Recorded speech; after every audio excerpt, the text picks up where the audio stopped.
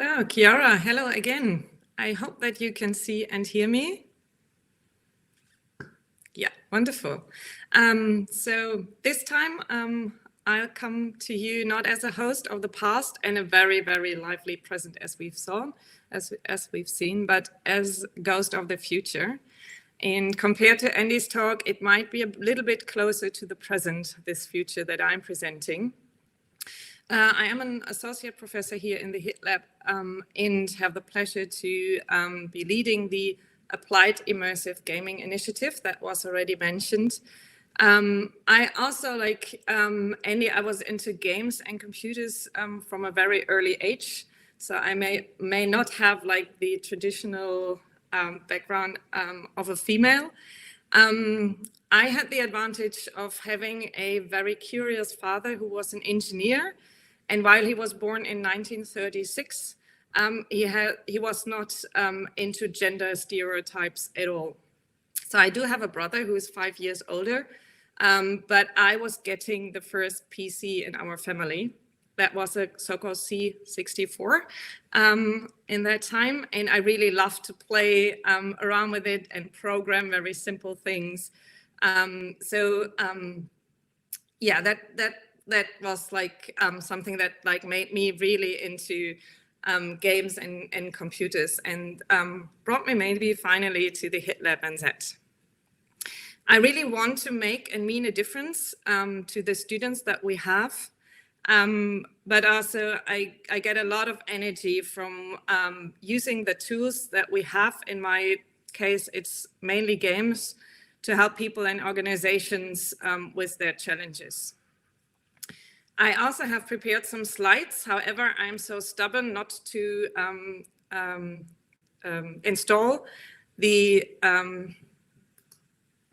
most ideal browser for this, sorry. So I have to leave you for a second. So I will not be able to see you. So that's why we have the Q&A session at the end. But you will hopefully see, will be able to see the slides. So what I'm talking about is what Rob already mentioned. The HIT Lab NZ has a very strong tradition in augmented and virtual reality. And what we add to this and to the future of the HIT Lab is applied immersive games. What we mean with that is that we apply games in their powers of engaging people, connecting people, and yeah, collaborate together on like certain topics. And we connect this to the strengths of immersive technologies to really help people and organizations. And I brought you some examples. There are many more. So I'm already sorry if you feel left out. That's not the intention. It's just based on time that I can also only show you like some results of our current work and how we want to head into the future of the HIT Lab for at least the next 20 years. Who we are. You saw a lot of us already, so there are some staff members, including Adrian, Simon, and Them from the School of Product Design, who are doing a fantastic job in teaching undergraduate students in applied game design, and who are also part of the research of the HIT Lab still. And we are really happy to have them. Rob also mentioned that we are in the really advantaged situation to have Ryan and Shun with us. That allows us a lot of freedom to just like try out certain things and develop prototypes before we have actually the money for it, but then to use it to apply for more funding. And Juanji, who helps us and supports us as a postdoc researcher and who does like fantastic case studies and experiments. There's also a huge group of PhD students that you can see pictures of here who are working with us within the AIGI initiative. And there are, of course, always each year a lot of master student projects that touch upon topics related to games and immersive technologies that we are working with. And very often they also work with the PhD students. So we have a really nice synergy between staff, PhD students, and the master students. The research initiative at the HIT Lab was founded in 2019, based on Rob's initiative to make the HIT Lab at least a little bit bigger and maybe a bit nicer. It's funded by the Tertiary Education Commission in New Zealand and UC. So the university itself also invested a lot in this initiative. And it is really within the philosophy of the HIT Lab to connect research and industry. And in this case, of course, around applied immersive games. So that means that we reach out to the local games industry. And when I say local, I mean like the whole of New Zealand. But we especially support the games industry in Christchurch, but also industry that are like more the clients of what we are doing. So the ones that we are developing the games for. And one of the examples that you can see here is from one of our PhD students, Brian, who makes a physical game at the moment to help policymakers in the region to better understand the concept of resilience, and so to like make the whole society hopefully a little bit more resilient. That's one of the examples. What we do, we explore the design, application, and evaluation of applied immersive games, and I think that's something where we also have an advantage being a research lab at the university, that we sometimes have the freedom not to think about like the commercial side, or not to think about the commercial side alone, but really to think about like what would be the best design and how can we best evaluate the effects of what we are doing. And you can see that Stefan and Shun teamed up to make the well-known Milgram's continuum of XR a bit more beautiful. So that's one of the results of having people like Shun in the lab. And we do all that to really address challenges of individuals, organizations, and the whole society. So one example is the project of Tim, who is working very closely with New Zealand's games industry to understand how they develop games and to help them improve their processes. We do a lot of fun stuff. So we heard from Tom that like having fun is really, really important. So we had a huge collaborative project that was led by Stefan, but where Joandri and Rob and Shun and Ryan and I could also team up, also with some educators and experts in training of high performance athletes. And what we did, or what like mainly Ryan and Shun did, was creating a highly realistic virtual environment to help the athletes prepare for the Olympic Games. And in this example, it's an environment where they can, where we replicated the situation when they have to wait until their race starts. And that's a very stressful situation, of course, for a lot of the athletes, because it's one with a lot of tension. And as you can see in a moment, it's also a situation where a lot happens in the environment.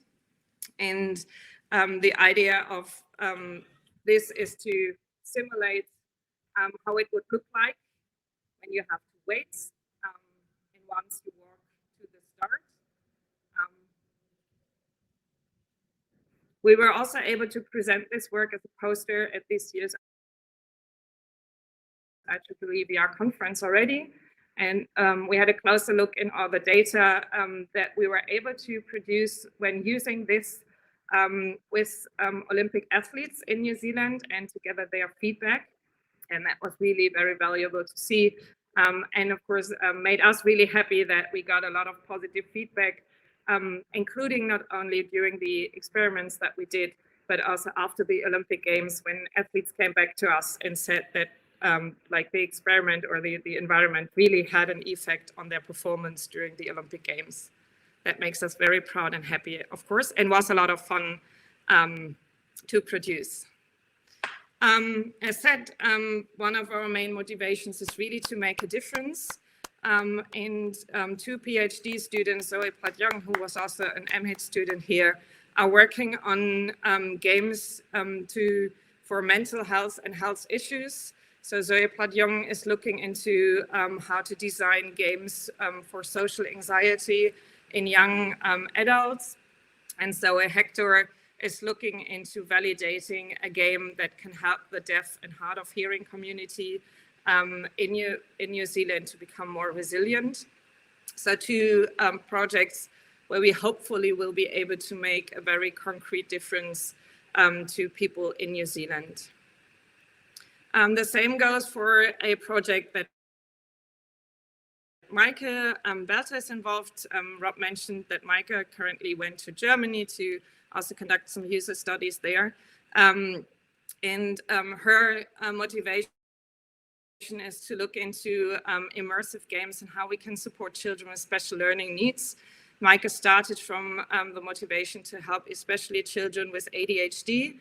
That target group is really, really small, and based on the heavy technology use, a lot of children nowadays struggle with attention deficits, even though when they're not diagnosed with ADHD. So Maike developed, with the help of Jionji and Ryan, an immersive game.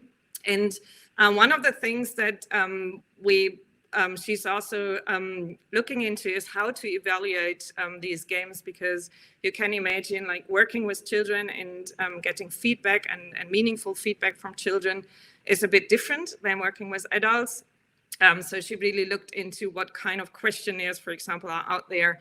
And the smileys that you see on the slide are one instrument that she's using. It's a so-called smilometer, which should make it easier for the children to give feedback how they experience the environment. Another project that is mainly used or envisioned to be used in education, where we will start at UC itself, at the so-called VR baby, that was also developed by Ryan and Shun. And we are working together with the School of Early Childhood Development on this project. So it's a basic idea of Jane White and her colleagues from Melbourne, where the idea is to have an environment that helps the students here to prepare for situations when they have to engage with babies, especially in very sensitive situations like a nappy change, how to approach such a baby, what are ethical actions in such a situation. And we might also want to enlarge this research beyond education, how we can use it, for example, in so-called problematic households to also educate parents how to better deal with their children. And just yesterday, we received funding for an actual user study to be carried out, and that funding came from UC's Child Wellbeing Research Institute. So that also illustrates that we not only work with industry, but also with other research groups. And we are, of course, also constantly looking for funding for our work.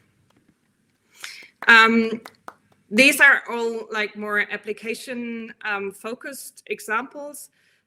Stefan and me are also working with Yassas, who's at the moment, unfortunately, located in Sri Lanka. And Yassas is really looking into the technological side of things, I would say. And he aims to understand game elements for location-based AR games. Is currently just at the beginning, but is already doing fantastic things. And we are very much looking forward into the future with him and what he will explore. Going back to the more application side of what we are doing is we are also having projects where we look into game design across cultures, but also game design to help people to prepare for crisis. That's a project that one of our master students, Amir, did. He did a visualization of volcanic eruptions for education, and maybe also to help tourists to come to New Zealand to better understand the natural hazards when they visit our country.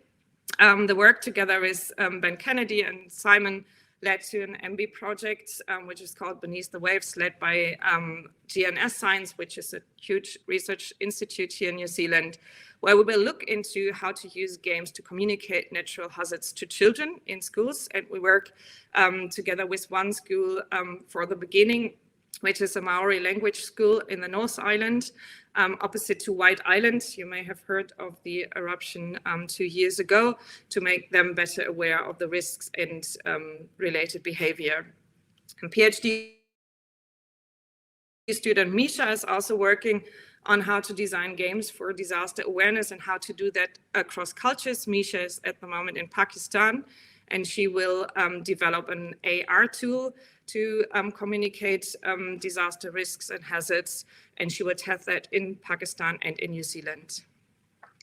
As I said, we do that together and for the local industry and community. So these are just some examples of partners that we are working with. There are many more, yeah, it's always so inspiring, and this is something that I really love about this job, and is the fun part of it, that you meet so many interesting people and learn so many things about like all the wonderful things that they are doing. So that's definitely a great side, and we really try to grow this community in the future. And all of that is, of course, happening within the bicultural context of Aotearoa. So we are trying to look into what kind of value and role, for example, play and games have in Maori culture, how we can appropriately also present these culture in the tools that we design and develop, also how they are used. Rob mentioned already the Atea project, where he, Chris, and Rory are involved in. And we, of course, also aim to connect our Western science perspective with the Maori perspective on things, and try to apply appropriate research methods. So that's a little bit what we do. So if you have interesting ideas that help us further into the future, if you want to do a little bit more in the game space, this is us. Please stay in touch. Reach out to us and do more amazing things. So I will come back to you now, I hope. I will unshare my screen. Yeah. So, and I think Mel mentioned that it's time now for questions and answers. I hope Emily is still with us.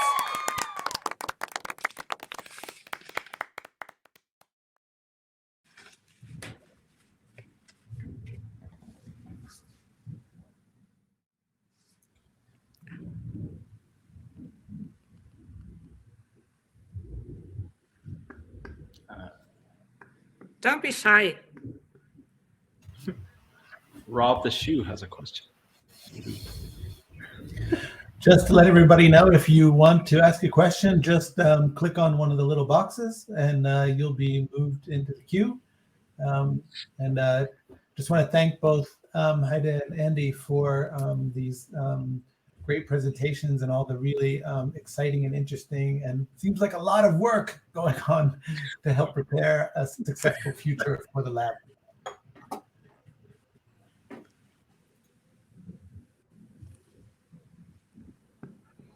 Yeah, I want to. I don't have as much of a question as I have a wow. That this is so exciting.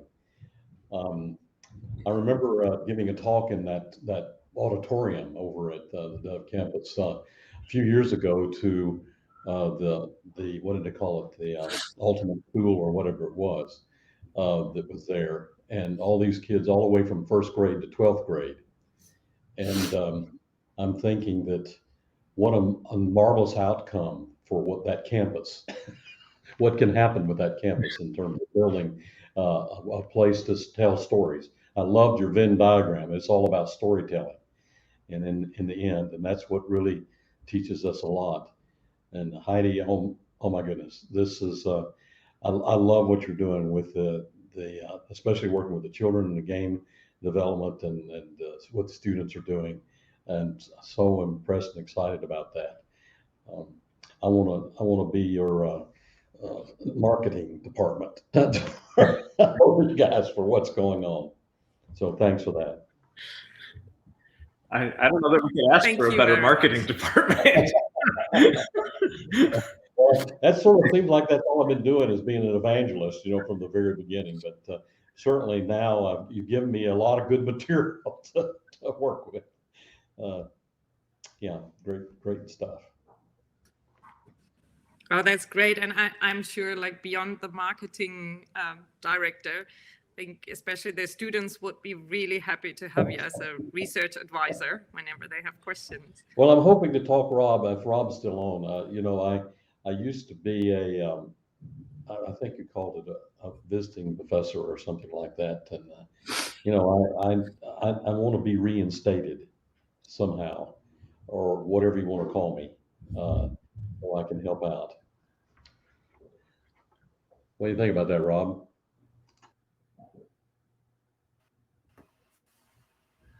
I'll just say I know a guy. I think we can make that happen, Tom. So yeah, that's part of the future. Let's make that happen. Yeah. So I yes, please. Yes, yeah. Third thumbs up.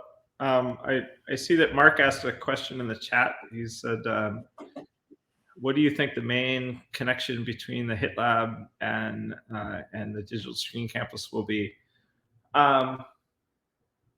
I guess in sort of my vision, I think there's a couple of different things going on. I think the first thing that's happening is just sort of a democratization of 3D. And so there's lots of groups that don't really know and understand things about 3D and 3D interactions and what those look like. So you've got a lot of filmmakers, a lot of storytellers, a lot of artists that are still coming to this from the outside, and they need to get up to speed really, really quickly. And so I think in the immediate short term, DSC will be a place where the things that probably we know really well within the HIT Lab, from a 3D perspective, will sort of bleed out. But I think that we will learn a lot in that process as well about the way that other people in other media tell stories. So that'll be really, really useful for us if we pay attention, right? I think in the longer term, we're going to move away from this notion of, well, this is film and that's game and this is interactive and this is AR and whatever. And that's where it's going to get really interesting. And I think that's still a little bit on the horizon. But I think that's the really interesting space where we're going to have these multidisciplinary creative teams really remixing just the whole notion of what we think about as interactive content and the way that flows across different screens and the way that flows, creating an experience that meets you on your phone and transitions to your living room, right? And then shows up on your headset. And what does that look like? And I think that those are going to be the really interesting possibilities. But we're not quite there, but we're inching ever closer to what that means. And I think that will be that'll be where the public really understands that this convergence is happening. And we're almost there, but we're not quite there yet, is kind of my sense. If I may add to that, I think to add an answer to Mark's question, is that the HIT Lab can provide the research to answer some of these questions to close the gap. Mm-hmm. So for example, Annie and me are working together with Savan, one of our master students, to look into, for example, how we can produce meaningful prompts for actors in a digital production project. So we can definitely create, I think, some research environment that will help to solve some of the core questions that what Andy just said, that digital production and storytelling still struggles with. Yeah, that's at least how I see it. Yeah, I think the number of unanswered questions is large. So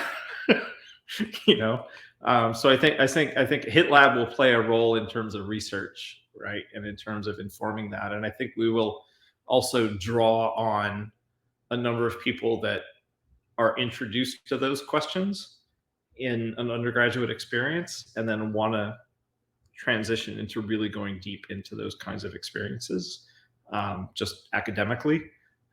So that'll be good for us. But I think in the biggest frame, right? I think there's a short term. Everyone wants to know how to 3D all of a sudden in a bunch of these different content spaces, right? And they have a lot to learn from games and from VR. But then my question is, but what can we learn from all of them? Because Hollywood's been telling stories a lot longer than games has, and a lot longer than we have, right? And I think there's probably some things that are interesting, maybe. So.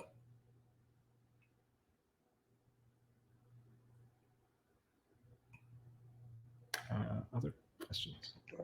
Well, I'm sorry, I'm taking up a lot of time here, but along with you're talking about the democratization of 3D, and the whole bringing the storytelling into that. There's another piece of this I think it is so important for us to figure out, and especially from an academic standpoint, and that is when we go to nonlinear.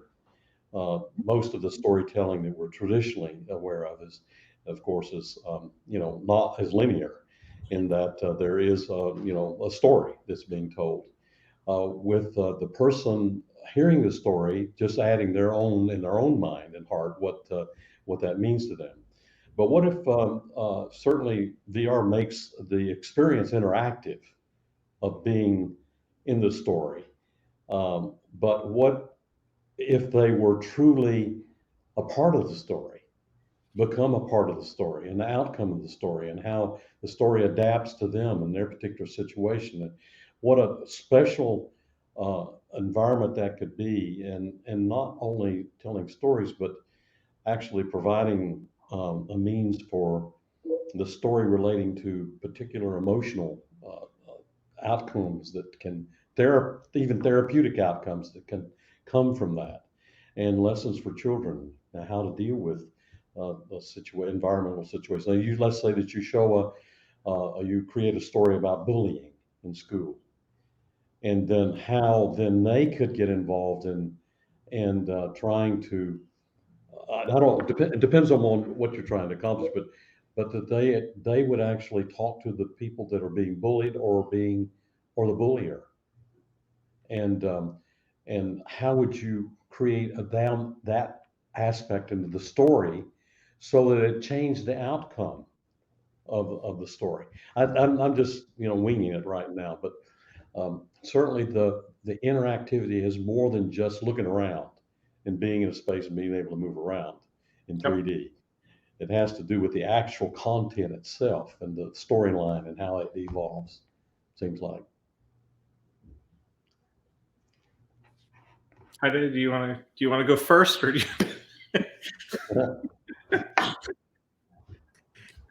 No, I absolutely agree. I remember one of the first or earlier meetings that we had on the whole digital screen campus development was also with the director in Australia, and he also said, like, there's so much tech education already there's some arts education, but there's very little good education into storytelling. And I mean, New Zealand also has a very rich culture in storytelling, so it's I think also the right place to do such an endeavor. I don't completely agree with you, Andy, that like Hollywood is like older, more mature in telling these stories, because I think that games are actually older, and that like every game also tells its story. But whoever is older, I think in that sense, there's also like a lot of overlap, and it's the tools that we have that we should definitely use to create meaningful stories. And it's just exciting to be able to teach that, but also to explore that further. Yeah, I mean, I guess I would add, like, one of the courses I teach here in the States is specifically on interactive narrative, and it basically looks at things like Janet's Murray concept of the Hamlet on the holodeck, and a bunch of the stuff that came out of the the Arden network and looking at interactive and nonlinear narrative and all of those kinds of things. And I think that those are all important, right? But there's also something to be said about combining those things with a visual apparatus, and how to lead people through a story in a way that is visual and also nonlinear is really tricky. And we don't have great answers to some of those problems right now, right? It's, when you don't control field of vision, how do you still produce quote unquote film? And what does that mean? And how does it operate? And I think that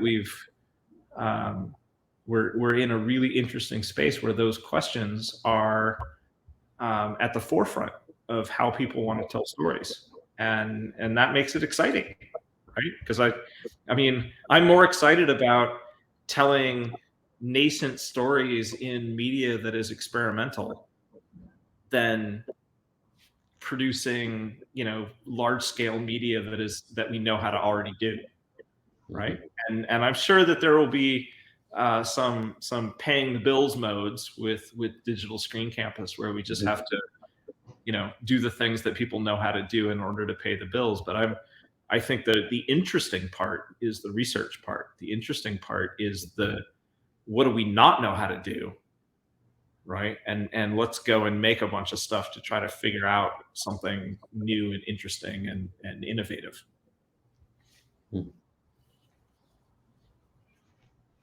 Great. Thank you, guys. So, as we do not have a moderator for this, here's a comment. I will just turn from a ghost into a host again, I think, and will release Mel from the pain of that we are terribly late already, and that maybe people are hungry or thirsty. So thank you, Andy, very much. I know that your day and days are terribly busy with the future. With this thing, yeah, it turns out when universities spend lots of money, they want to have lots of meetings about how they spend lots of money. But yes, yeah. But it has been my pleasure to participate in this, and also to see the sessions leading up to this. So it was really great, and I'm glad that I was able to do it. Yeah, and we are all looking very much forward to having. Oh, me too. In person. Me too. Yeah. Signals are looking good at the moment, I would say. So. Yeah, it seems to be improving. So I'm getting better answers. So yes. Yeah. All right. Talk soon. Thanks. Thanks. Talk soon. Take care. Thank you so much.